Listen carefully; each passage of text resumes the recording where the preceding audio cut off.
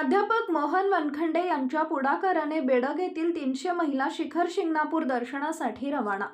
श्रावण मासानिमित्त प्राध्यापक मोहन वनखंडे सरांच्या माध्यमातून महिला भगिनींसाठी देवदर्शनाची सोय करण्यात आली आहे। बेडग गावातून श्री क्षेत्र शिखर शिंगणापूर आणि श्री क्षेत्र गोंदवले तीर्थयात्रेकरता 300 महिला दर्शनासाठी रवाना झाले।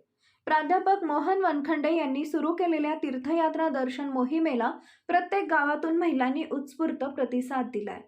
सर्व माता भगिनी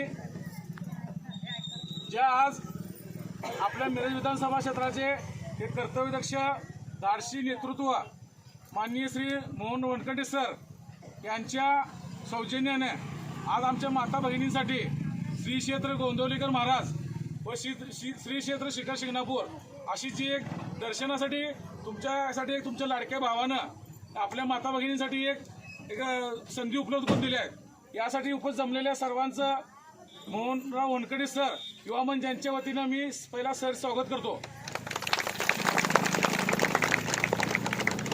आदरणीय मोहनराव वनखंडे सर गेले 15 वर्ष झाले मिरज विधानसभा क्षेत्रात काम करतात।